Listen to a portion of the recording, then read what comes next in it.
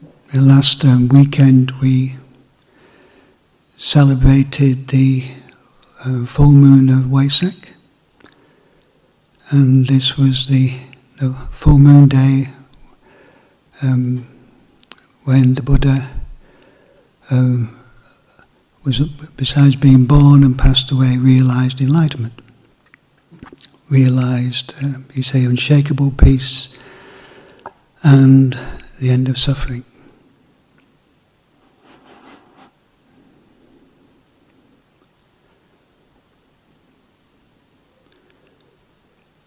And during that full moon night, the Buddha, went through certain experiences, and one of the images depicting that full moon night is the Buddha sat under the Bodhi tree, surrounded by the hosts of Mara.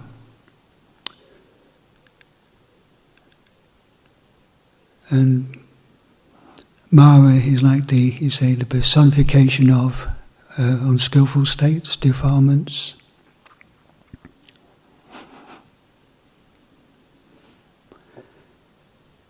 And according to the story of that night, of course the Buddha didn't get up and do a runner. He stayed with it. He determined to stay with whatever was happening. And he touched the earth. And he touched the earth and asked the earth to bear witness to what was happening. And when he did that, all the hosts of Mara, all the the fearful, lustful, whatever, these sort of images all sort of melted away. And then from there the Buddha went on to realize enlightenment.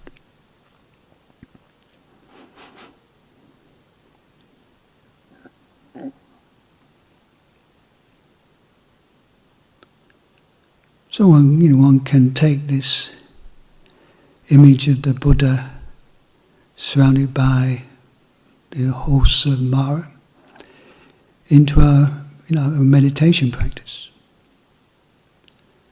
In a similar way, in meditation we are taking the place of the Buddha. We're being in the place of the Buddha. This quality that we can cultivate to be awake and aware of what's going on in the present moment. Not, deluded by it, overwhelmed by it, fooled by it. And, these hosts of Mara, just the things that come up in the mind. Maybe, things like, anxiety, worries, fear, unwholesome desires. So this is the sort of things that can manifest while we're meditating. So this is no different from what the Buddha experienced.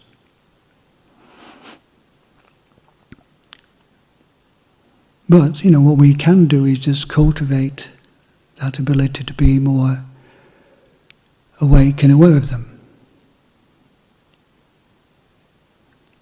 Say we grow in this inner Buddha, all our potentials to be awake and aware like the Buddha, to be free from these things, not to be fooled by these things, not to suffer from these things.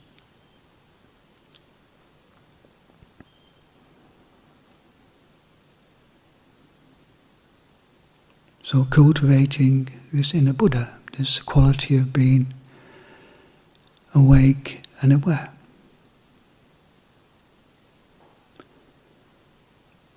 So, like the Buddha, trying to stay with whatever comes up in the present moment, just cultivating this ability to be awake and aware of whatever comes up while we're sitting here practicing meditation.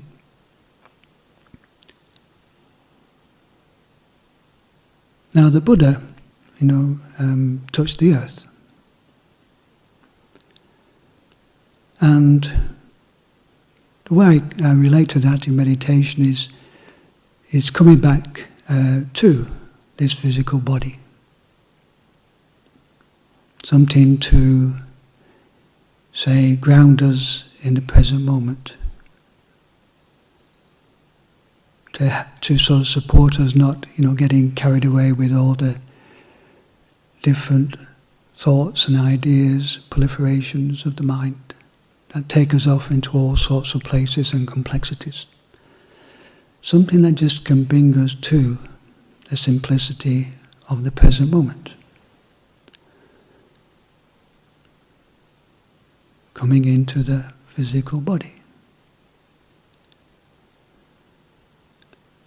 And noticing the in and out breath of the physical body.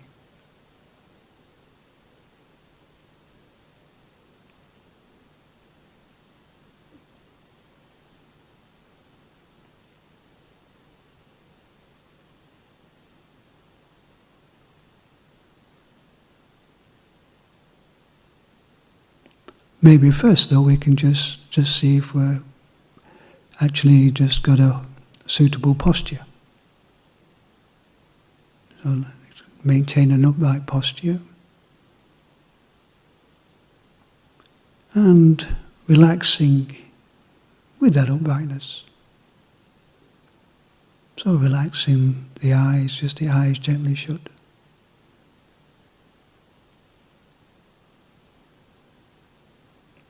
The mouth just gently shut, not clenching the jaw.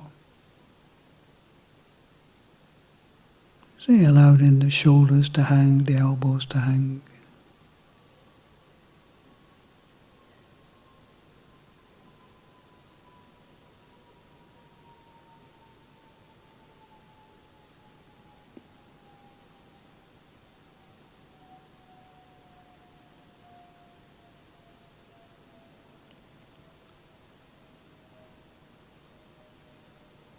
And it can be helpful initially just to follow the whole process of the breathing as we experience it in the body.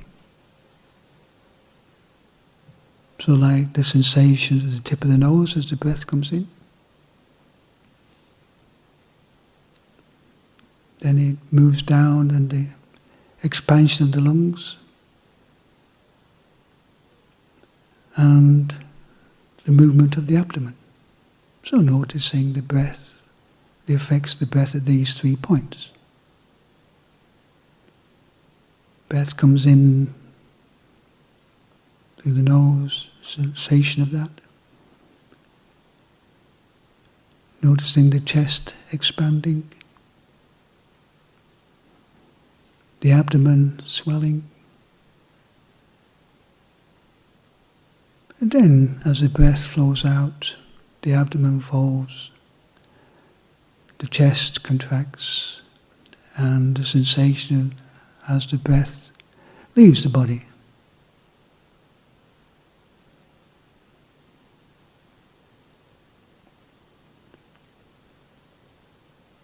So being mindful of the breath in this way just keeps us a little more in the present moment and helps us with the tendency to get lost in thoughts about different things.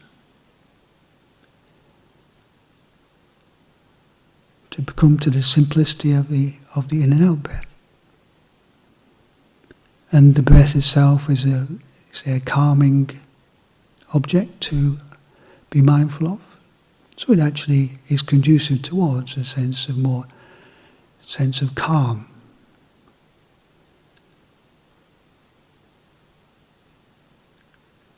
Sense of clearing the thoughts.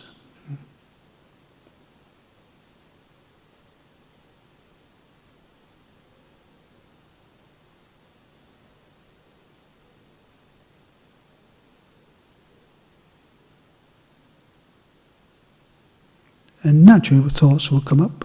but try to make our intention more to stay with the breath. Where we noticed we're getting carried away with a train of thought, just gently bring our awareness back to the breath.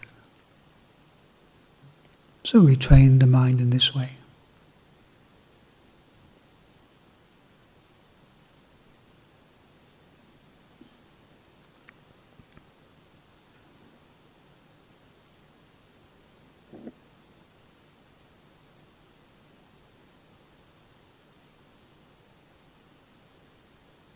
And remember this image I mentioned, the Buddha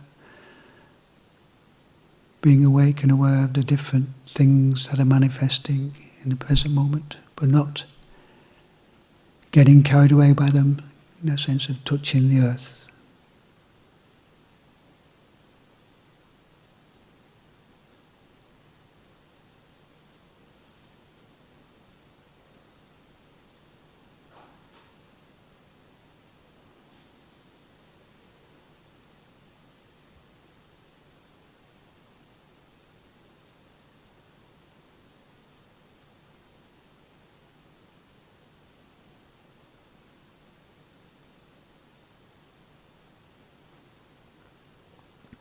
And the attitude is one of, not trying to get anything, not trying to get rid of anything, but just awakening to the way it is, cultivating this Buddha awakening to the way it is.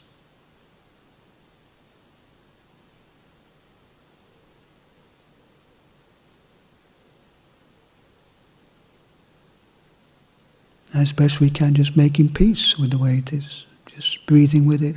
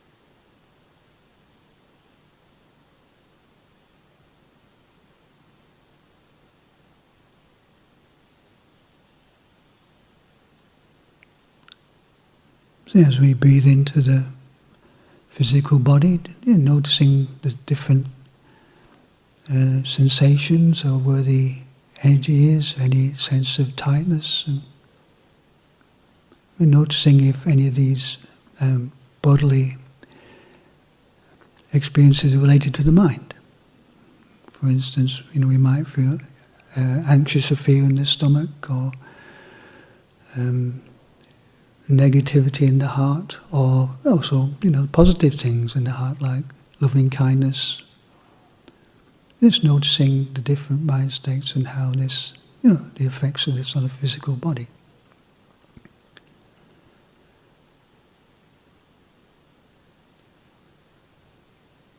And, using the physical body and those sensations to stay present with it. So if we are feeling simply like anxious, rather than going into the storyline and going off into the realms of time, just come to the present moment, notice we're feeling anxious, feel it in the body, and breathe with it. And you might find this, in this way, anxiety loses its power. So we're cultivating this ability to be awake in the present moment to the different experiences, rather than spinning off into thoughts about time, or the thoughts that can tend to make mountains out of molehills, or over-proliferate. Just come into the present moment, breathe into the body, knowing how the mind and the body are in this present moment.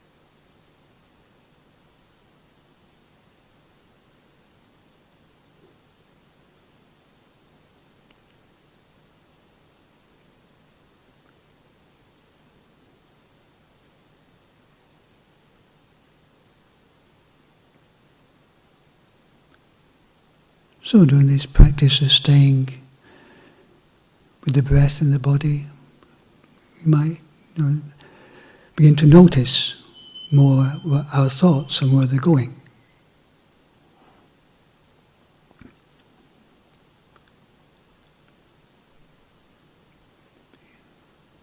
Rather than the tendency to be just totally identified with our thoughts, that we can actually be aware of the different thoughts that are coming and going in the present moment.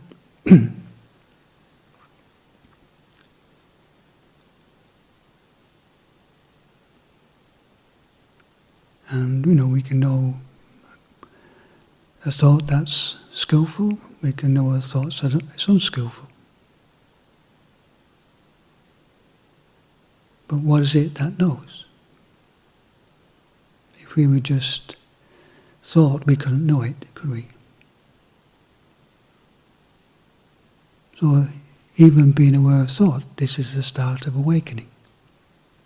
Being aware of something.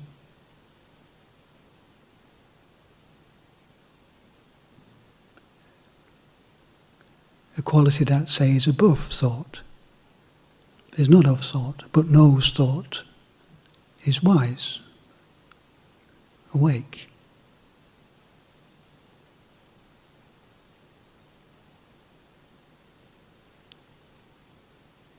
If all we were our thoughts, we couldn't know them.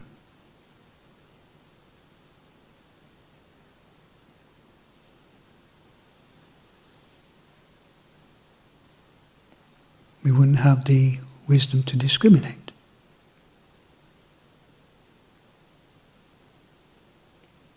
So this is this more Buddha quality, a more fundamental awareness to the mind. That's above thought. Tuning in with the Buddha, being with the Buddha.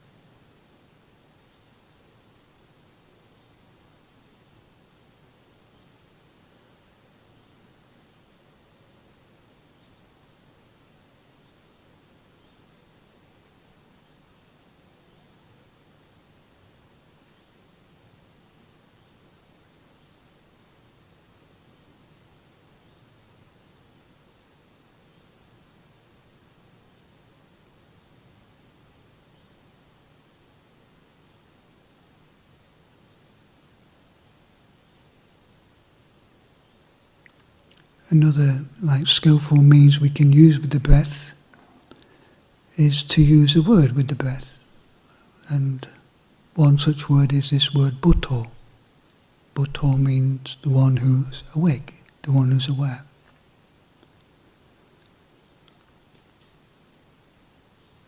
And the way we can use this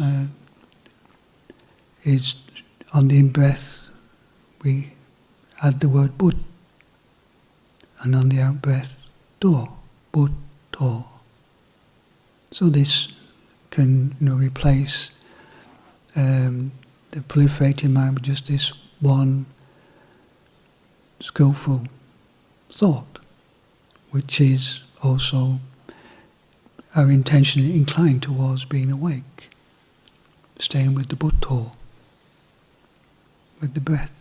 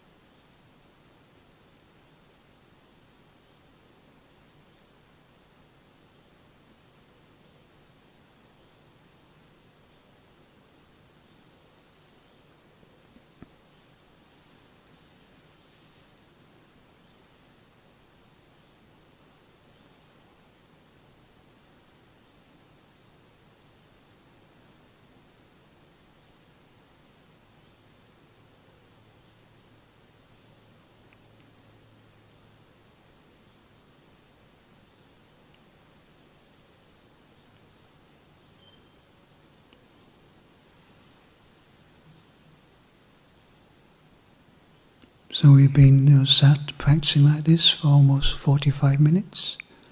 So we stayed with it, like the Buddha stayed with it. And maybe the hosts of Mara haven't completely disappeared yet. But maybe we can say that we've spent this time empowering the Buddha, that quality of being awake, aware, and disempowered Mara a little bit, the defilements of the mind.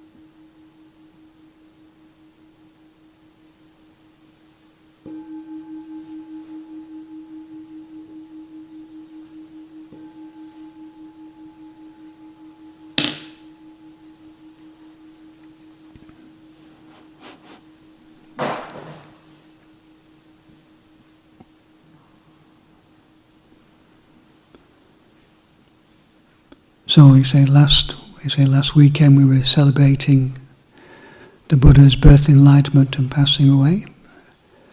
And next weekend we'll be celebrating the birthday of Ajahn Chah. That's next Saturday, which is also the new moon Uposatha day. The way we celebrate may be a little different than people celebrate in society.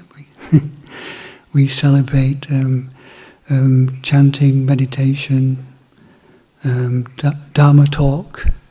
We circumambulate the stupa where Ajahn Chah's ashes are, and have a midnight meditation vigil.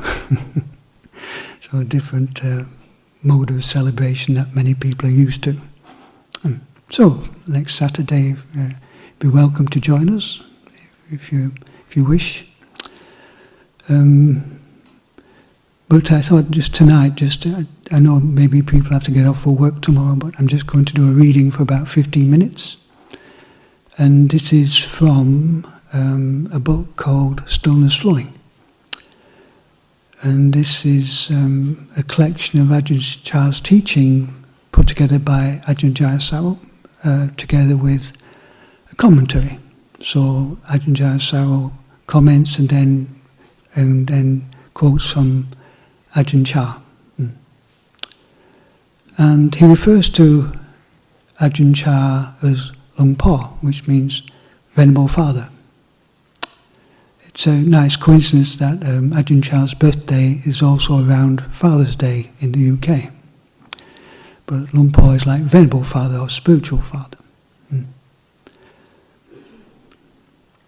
And some of the Pali terms used, I'll try to just translate them like samadhi, I'll say calm. So samadhi is like a focused quality of calm. And see what the terms are, and I'll try to make it more clear for those people not so familiar with the Pali terms.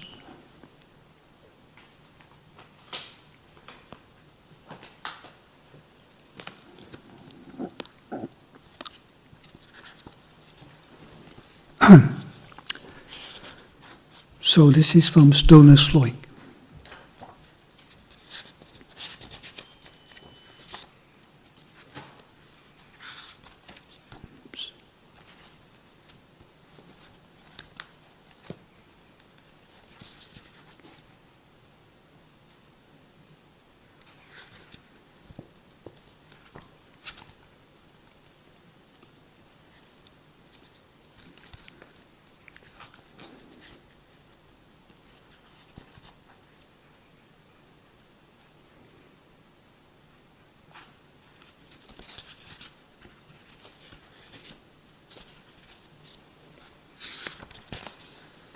So this first section is called Technique. So I begin with Ajahn Chah's introduction. There is no specific Ajahn Chah meditation technique. For him, the important question to be asked about was a particular means of training the mind. What results does it give?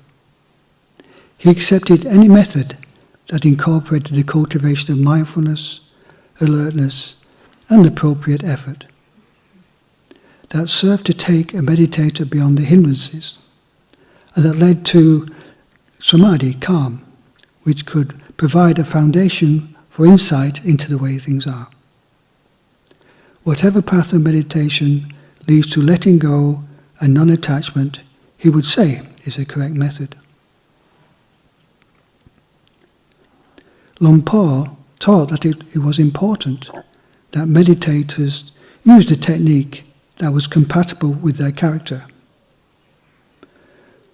By this, he did not mean that there was a particular technique specific to each person, the adoption of which would ensure success.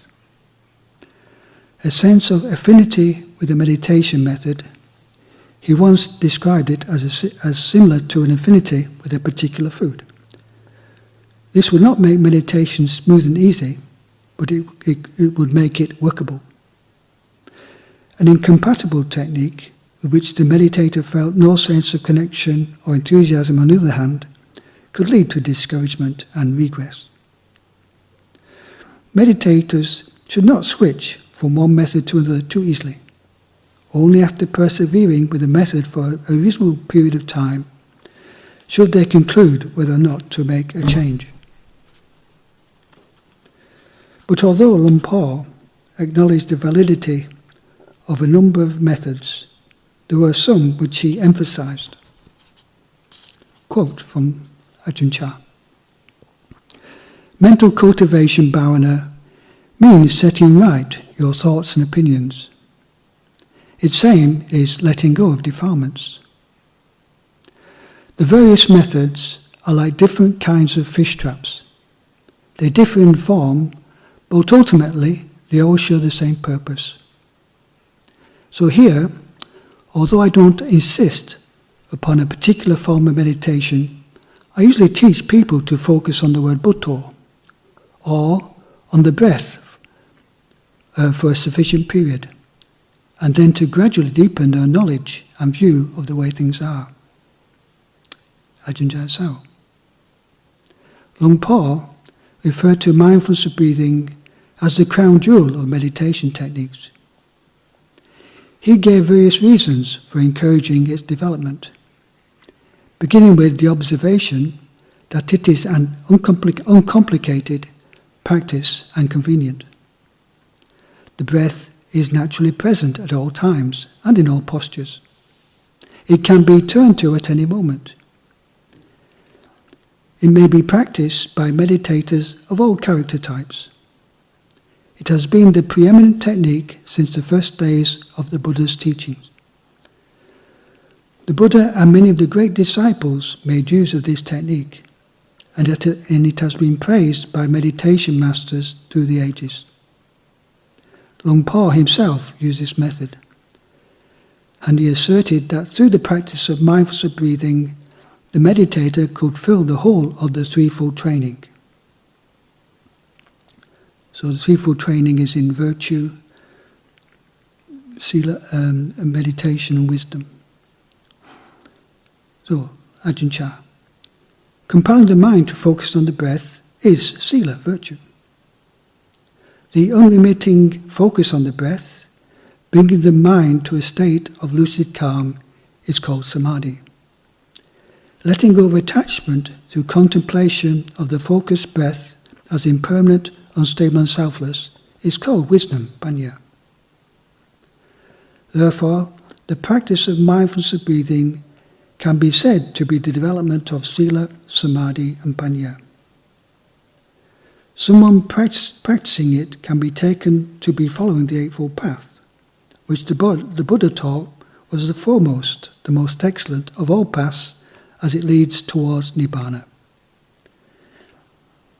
If you follow in the way I've described, then that may be considered realizing the Buddha Dhamma in the most authentic possible way. Ajahn Jaya Saro.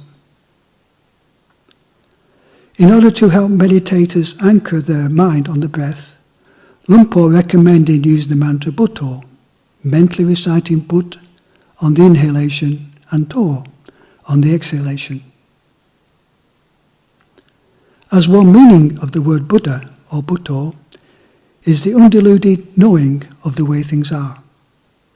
Meditators employing this method are essentially repeating again and again the name of the awareness they are seeking to cultivate. Occasionally returning to the meaning of the mantra during meditation prevents the practice from becoming mechanical. Ajahn Chah. Meditate reciting Bhutto until it penetrates deep into your heart. The word Bhutto represents the awareness and wisdom of the Buddha. In practice, you must depend on this word more than anything else. The awareness it brings will lead you to understand the truth about your own mind. It is a true refuge, as it includes both mindfulness and insight. When your mind is consciously applied to an object, it wakes up. The awareness wakes it up. Once this knowing has risen through meditation, you can see the mind clearly. As long as the mind remains without the awareness of Bhutto, even if there is an ordinary worldly presence of mind, it will not lead you to what is truly beneficial. Sati, or mindfulness, depends on the presence of Bhutto, the knowing. It must be a clear knowing, which leads to the mind becoming brighter and more radiant.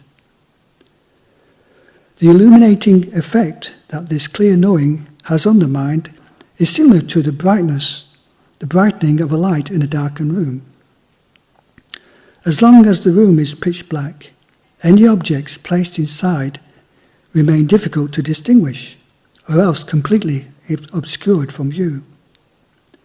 But as you begin intensifying the brightness of the light inside, it will penetrate throughout the whole room, enabling you to see more clearly from moment to moment, thus allowing you to know more and more the details of any objects inside. Ajahn Jaya Saro. When the knowing of the breath had become clear and stable, when what is called the Buddha knowing had become established, Lumpur said the mantra could be discarded. It had served its purpose. Meditators who felt no affinity with breath meditation at all were encouraged to cultivate more discursive meditations, such as the recollection of death or contemplation of the body. Specifically, the 5 basic meditation topics of head hair, body hair, nails, teeth and skin. In the latter, meditators could focus on the unattractive aspects of these body parts, or on their empty, impermanent nature, by considering them in the terms of their constituent elements of earth, hardness, water, cohesion or fluidity, fire, heat and air, motion. The Pali names for the 5 parts are Kesa, Loma, Naka, Danta, Tacho. These could be internally recited as mantras to keep the mind on track. Visualization could be employed to enhance the contemplation. Lumpur would encourage monastics cultivating mindfulness of breathing as their main practice to develop meditation on the body as an auxiliary technique. He reminded them that its importance could be seen from the fact that it was included in the novice ordination ceremony. Furthermore, as the first level of liberation, stream entry, was reached, is by the abandonment of Sakkaya Ditthi, or personality view, and the identification with the physical body. This constitutes the most powerful and immediate expression of this fetter. Ajahn Chah. You must repeatedly investigate the body and break it down into its component parts. As you see each part as it truly is, the perception of the body being a solid entity or self it's gradually eroded away. You have to keep putting continuous effort into this investigation of the truth without pause. Practice contemplating the body as being just that much, until it is quite natural to think to yourself, oh, the body is merely the body. It's just that much. Once this way of reflection is established, as soon as you say to yourself that it's just that much, the mind lets go. There is letting go of attachment to the body. There is the insight that sees the body as merely the body. By sustaining this sense of detachment through continuous seeing of the body as merely a body, all doubt and uncertainty is gradually uprooted. As you investigate the body, the more clear you see it as just a body, rather than as a person, as a being, as a me, or he or she.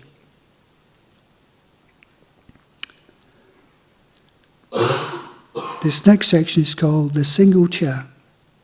Ajahn Jayasaro.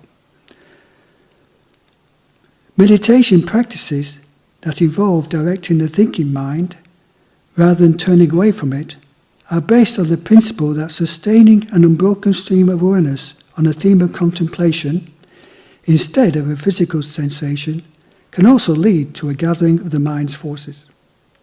This produces a rapture that takes the mind beyond the pull of worldly thoughts and desires, to a state of calm that provides the platform for the profound work of wisdom. But whatever meditation practice are adopted, Lumpur emphasized that mindfulness must play a central role. He compared watching the mind with mindfulness and alertness to a shopkeeper keeping a sharp eye on his goods when a group of mischievous children come into his shop. In another simile, he said that the mind is like a room with a single chair. When mindfulness sits firmly on that seat facing the door, then any guest entering the room is known immediately. Without a chair to sit on, no guest stays for long. Mindfulness bolstered by confidence in the Buddhist path to liberation and by right effort resulted in a calm that bore within it the seeds of wisdom and liberation. Ajahn Chah. Mindfulness is the nurse and protector of samadhi. It is the Dhamma which allows all other wholesome Dhammas to arise in balance and harmony. Mindfulness is life. At any moment you lack mindfulness, it is as if you are dead. Lack of mindfulness is called heedlessness, and it robs your words and actions of all meaning. Whatever form of recollection mindfulness takes, it gives rise to self-awareness, wisdom, and all kinds of good qualities. Any Dhamma which lacks mindfulness is incomplete. Mindfulness is what governs standing, walking, sitting, and lying down. It's not only during sitting meditation that mindfulness is required. Outside of formal meditation periods, you must have a constant mindfulness and alertness to give care and attention to your actions. If you do that, a sense of wise shame will arise. You will feel ashamed of improper actions or speech. As a sense of shame becomes stronger, then so will restraint. With strong restraint, there is no heedlessness. Wherever you go, mindfulness must be present. The Buddha said, practice mindfulness a great deal, develop it a great deal. Mindfulness is the Dhamma that will guard over your past and present actions, and those that you are about to perform. It is of great benefit to you. Know yourself at every moment, and then you'll have a constant sense of right and wrong. That awareness of the rightness and wrongness of everything that occurs in your mind will arouse a sense of wise shame, and you will refrain from acting in bad or mistaken ways.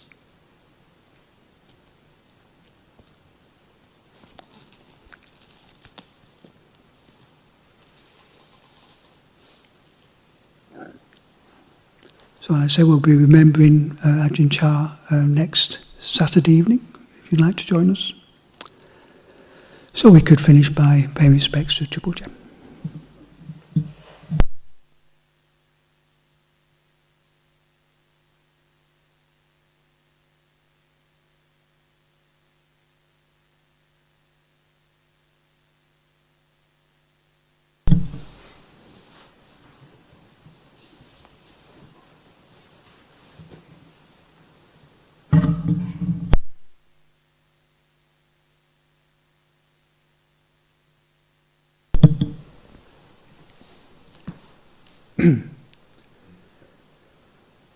The Lord, the perfectly enlightened and blessed One, I render homage to the Buddha, the Blessed One.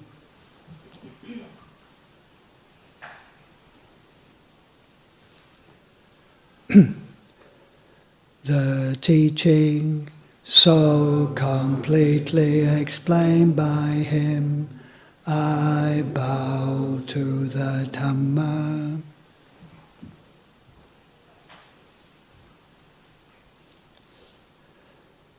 The Blessed One's disciples who have practiced well, I bow to the Sangha.